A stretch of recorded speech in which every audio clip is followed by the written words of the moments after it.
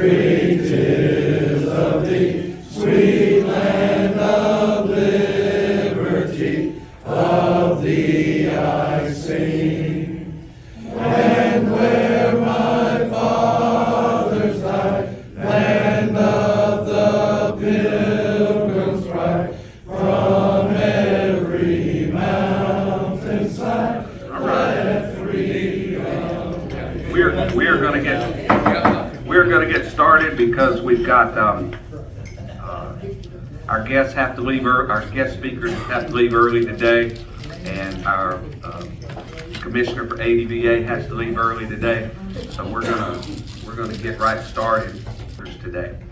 So with that, I would like to invite up Jessie Donaldson, who is the president of Vietnam Veterans of America, Chapter 607, and Geoff Colt, who is Geoff. You're the honor guard. He's the honor guard captain, and you know, if you go to when we were at the Vietnam Veterans Day ceremony back at the end of March, they did a fantastic program ceremony, and they dedicated a new battle cross. I just may talk about that, but that was just a heartfelt, meaningful meeting. And if you didn't attend, you missed something great. But there's a video out there you can watch of that. So with that, I would like to recognize Jessie Donaldson and Geoff Colt. So please welcome them. Because when I meet with Chapter 607, I get criticized the whole meeting because I don't talk loud enough, okay? So I'm not sure how to talk to y'all. But my name is Jessie Donaldson. I'm president of Vietnam Veterans of America, Chapter 607, Montgomery, Alabama. We cover most of central Alabama. I am a Vietnam veteran. I was in Vietnam 1969, 1970. I was attached to the 18th Military Police Brigade. My MOS was 95 Bravo Military Police, and I'm glad to be here. Welcome home. Welcome home. Welcome home.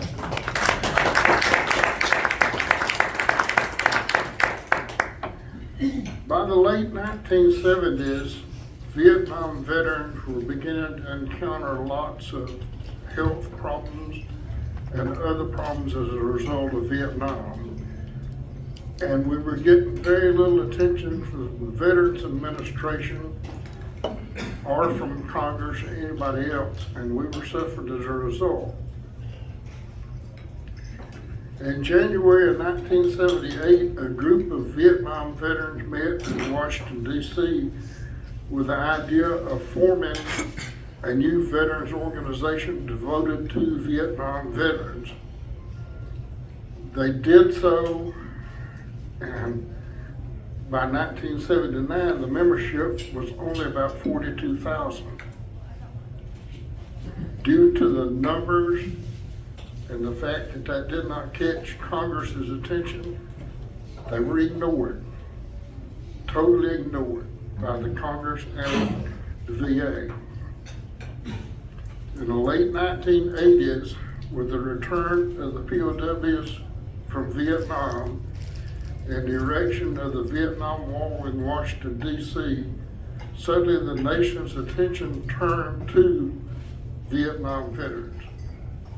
And Vietnam veterans suddenly started to gain strength. We gained strength to the point that Congress had to pay attention to us.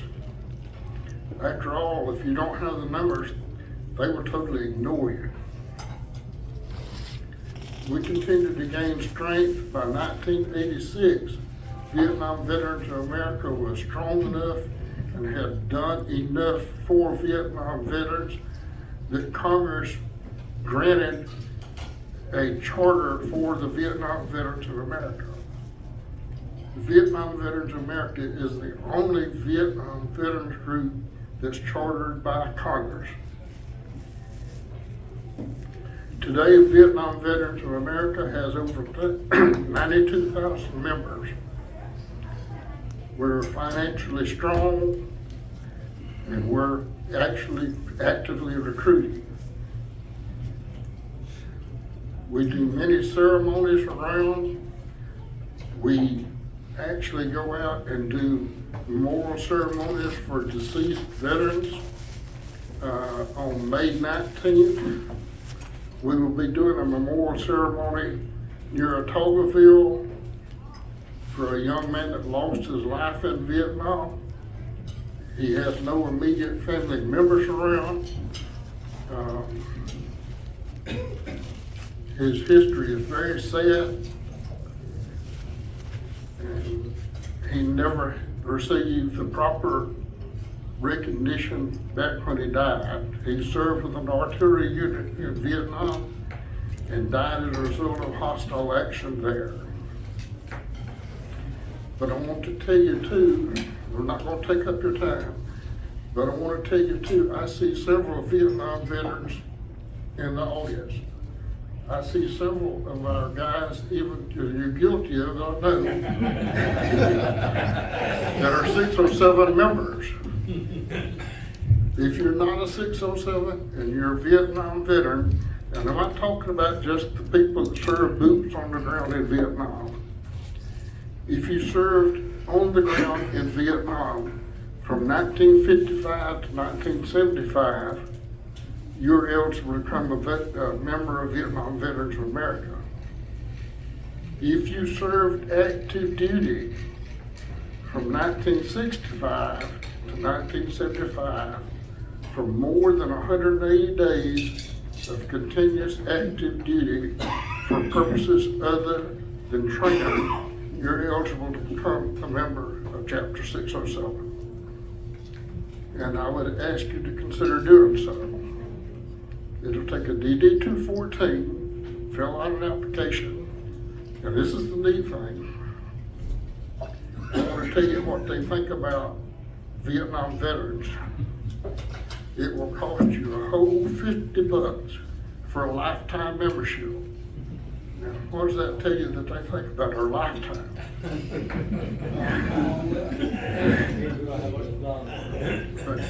But anyway, we meet once a month. We meet at a place called the Garage. The Garage is a facility that's owned by Frank Parsons.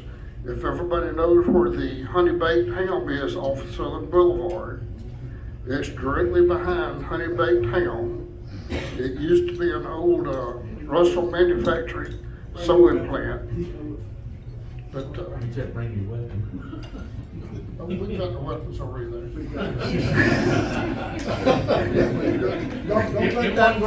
Don't let that 50 mount on the quad. But anyway, we meet once a month. We meet on the first Monday of every month at 1,300 hours. For you, those of you Air Force guys, that's 1 o'clock night tonight. But we would love to have you. Now, Jason is familiar with us. You got some 607 members in the audience. Robert is very familiar with us. Even the Admiral is familiar with us. If you want more information on us, please do. Show up at one of the meetings. You don't have to join to attend the meeting. Just come and see if you like what we do. This coming Memorial Day, we will be performing our ceremonies again at Greenwood Cemetery, at the Vietnam Memorial. Come out and see what we do. If it doesn't strike your heart and put a tear in your eye, we're not doing it right.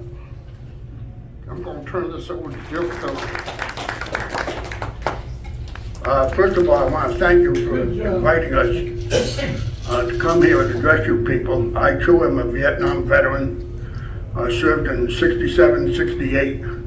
I was in the Air Force down in the Mekong Delta, but got field signed to 5th Army Special Forces Forward Outpost. I didn't have a typical Air Force, what people think of as a typical Air Force job. I was the ground forward air controller directing airstrikes on the Ho Chi Minh Trail, just a click off the Cambodian border. When I joined 607, and I asked one question, why? And I'm going to have to ask you people the same question. Why? Navy? Come on. You allowed me. All right, but the reason I'm here is, if you've seen what the military supplies at veterans' funeral, you get as disgusted as I am. At Chapter 607, we supply full military honors for veterans' funerals, family memorial services, and military ceremonies. We have a color guard to present retired colors. We have a presentation team that does the 13 folds of honor for the flag and does the missing man table ceremony. We have a live rifle firing honor guard and a live bugler for taps. We have escorted the Vietnam traveling wall 3 times to the city of Andalusia, Maxwell Air Base, and in Dothan, and has provided military honors on each occasion. We have performed for very VIP politicians, high-ranking military officers, but more importantly, in my opinion, we have performed for a recipient of the Congressional Medal of Honor. We have done funerals, family graveside ceremonies, and military ceremonies at Montevallo and Greenwood cemeteries, at Maxwell Air Force Base, and the cities of Andalusia, Dothan, Larango, if you can find it, Sylacauga, Troy, and at Lagoon Park. We have provided these services free of charge. And when you see the tears on the family members and get the hugs and the thank yous, it makes it worthwhile and rewarding to know that you provided some form of closure for these families. We have spoken to students at Prattville High School and Montgomery Academy. And for the past 3 years, we have been singled out and honored at Lambert High School for their military appreciation baseball game. We at 607 have a saying, we either do it right or not at all. And we will continue to do these services as long as we can do them right. But our teams need more participants. We are at either bare minimum or below minimum participants, and we can use more. As the old saying goes, we ain't getting any younger. So we could use all the help we can get. So if anybody's interested, like Jessie says, come out to Greenwood Cemetery Memorial Day at 10 o'clock, and you'll see what we do. There is a video that shows on our Chapter 607 Facebook page of our ceremony at National Vietnam Veterans Day. Take a look at it, give you an idea. We thank you for allowing us to come. We appreciate your help. And Larry, we'll be talking here in a little bit about practice, so, okay? You've got it, brother. Thank you again. World War II veteran, welcome home, sir. Thank you. All right, comrades, well, let's go ahead and start the short version of the installation of your post officers for 24-25. Commander, if you would, in the front, Senior Vice Commander, Junior Vice Commander, Quartermaster, come on down. Your Adjutant next. Trustee 1 is here. If he's not, that's fine. Trustee 2, same. Trustee 3, Judge Advocate, Chaplain, Service Officers already in line, and Surgeon.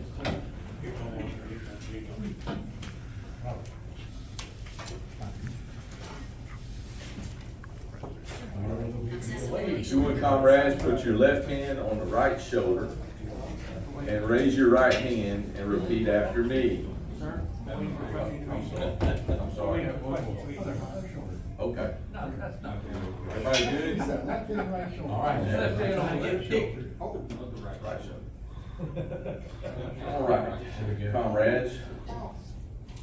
Officers-elect of Smith-Wynn Post 96, Veterans of Foreign Wars of the United States, I will now administer the officer's oath. Raise your right hand, touch the flag of our country with your left hand, and repeat after me. Officer obligation. I do hereby solemnly promise that I will faithfully discharge to the best of my ability the duties of the office to which I have been elected or appointed according to the bylaws and rituals of the Veterans of Foreign Wars of the United States, together with the bylaws of this post. I solemnly promise that at the close of the term to which I have been elected or appointed, or sooner if so ordered by proper authority, I will surrender immediately to only the duly authorized person or persons all records, money, or other properties of this organization in my possession or under my control. All this I freely promise. Upon my honor as a true comrade. And a member of our great republic. So help me God. Congratulations.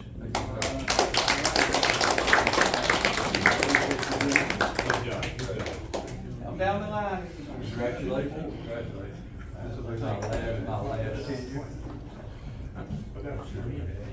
Congratulations on the election. Oh, no, it was fine. All right, while I'm up here on the podium, as Robert is just, thanking everyone. Hey, I've never seen such a great group and so motivated to get elected. On behalf of the state commander, it's been a great year. As he's coming to the end in June of this year, I don't want to talk about numbers, Robert. Thank you. I'm good with numbers. But seriously, Charles, a lot of folks don't realize when Charles and I met, it was years ago in the Guard full time.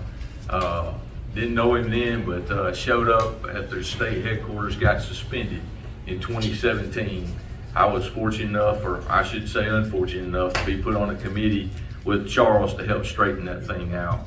And I thank you for everything you've done. And y'all got a good one with him. And even Robert, I can't say enough good things about Robert. But again, you guys have got a lot of, and I say that, ladies, we're all comrades.